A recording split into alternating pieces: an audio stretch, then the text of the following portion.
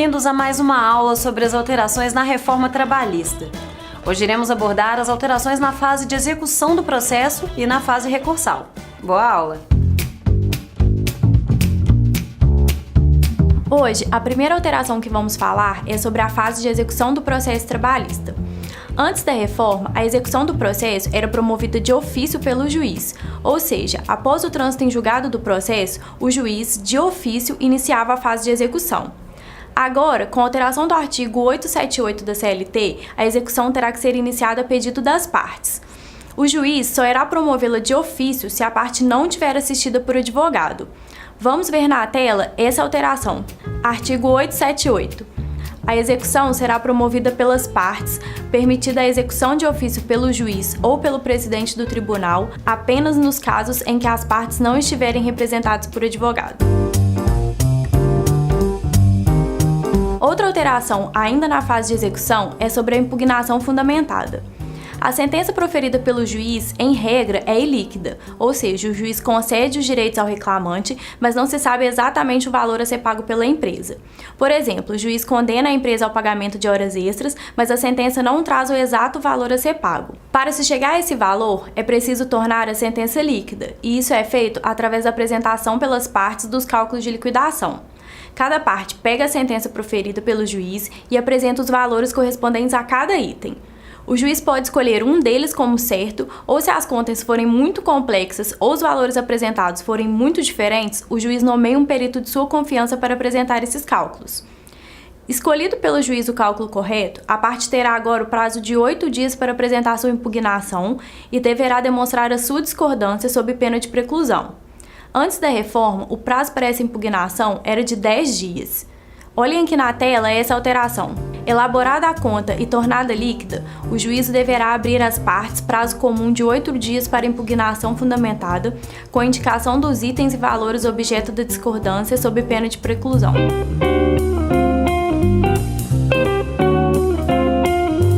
Essa alteração é muito simples.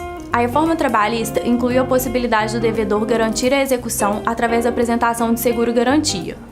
Antes, essa garantia da execução só poderia ser feita através de depósito ou da nomeação de bens à penhora. Olhem aqui na tela a nova redação do artigo 882 da CLT. Artigo 882. O executado que não pagar a importância reclamada poderá garantir a execução mediante depósito da quantia correspondente, atualizada e acrescida das despesas processuais, apresentação de seguro-garantia judicial ou nomeação de bens à penhora, observada a ordem preferencial estabelecida no artigo 835 da Lei nº 3.105, de 16 de março de 2015, Código de Processo Civil. Outra alteração sobre a garantia da execução é que ela não será exigida das entidades filantrópicas ou dos diretores dessas instituições. É o que nos traz um novo parágrafo 6º do artigo 884 da CLT. Vamos olhar aqui na tela. A exigência da garantia ou penhora não se aplica às entidades filantrópicas e ou àqueles que compõem ou compuseram a diretoria dessas instituições.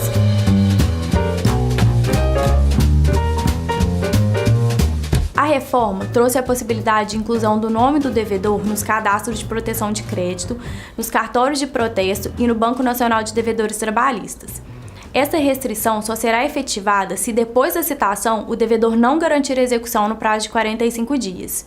Vamos ver na tela o artigo 883-A da CLT. Artigo 883-A.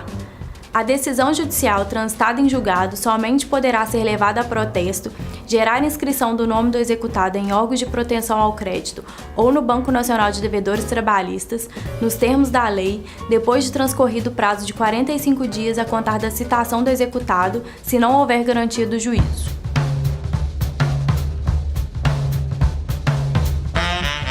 Antes da reforma, a prescrição intercorrente não era admitida no processo do trabalho. Ou seja, o processo poderia ficar paralisado por anos na fase de execução, que ele não seria extinto. Agora, com a inclusão do artigo 11-A na CLT, esse tipo de prescrição passou a ser admitida. Ou seja, se o processo ficar paralisado na fase de execução por período superior a 2 anos, ele será extinto de ofício, em qualquer grau de jurisdição ou a requerimento da parte interessada.